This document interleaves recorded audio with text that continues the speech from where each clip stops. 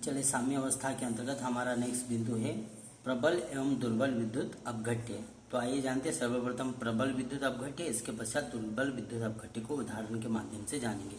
तो प्रबल विद्युत अपघट्य क्या होता है? तो ऐसे विद्युत अपघट्य जो जल में मिलाने पर पूर्णतः आयनित हो जाते हैं या शीघ्रता से अपने आयनों में वियोजित हो जाते हैं, प्रबल विद्युत अपघट्य कहलाते हैं।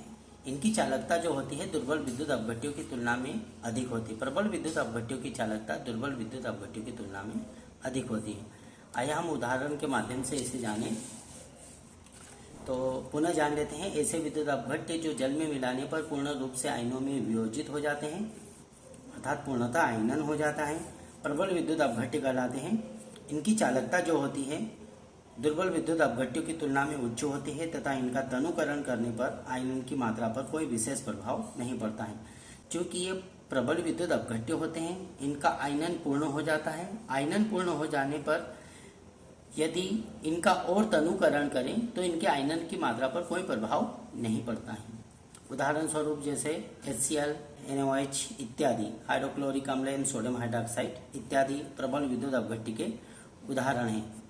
आइए अब हम दुर्बल विद्युत अपघट्य को जानें। तो दुर्बल विद्युत अपघट्य ऐसे विद्युत अपघट्य होते हैं जो जल में मिलाने पर पूर्णतः आयनित नहीं होते हैं, अर्थात जल वियोजित करने पर इनका आयनन पूर्णतः नहीं होता है, दुर्बल विद्युत अपघट्य कहलाते हैं। और इनका तनुकरण करते हैं तो इनका आयनन बढ़ता है, अर्थात इनके आयनन, और यदि इनका तनुकरण करते हैं दुर्बल विद्युत अपघट्य का तो तनुकरण करने पर इनके आयनन की मात्रा बढ़ती है। आइए इसे हम पुनः संक्षिप्त में उदाहरण के माध्यम से जानें।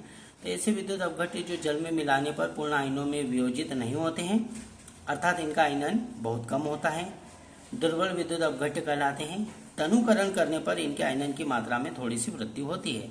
चूंकि ये दुर्बल विद्युत अपघट्य होते हैं, इनका आयनन पूर्ण नहीं होता। पूर्ण नहीं होने पर जब इनका तनुकरण करते हैं तो तनुकरण करने पर इनके आयनन की मात्रा में थोड़ी सी वृद्धि होती है। जैसे CH3COOH अर्थात एसिटिक अम्ल, अमोनियम हाइड्रोक्साइड इत्यादि दुर्बल विद्युत अपघट्यों के उदाहरण हैं।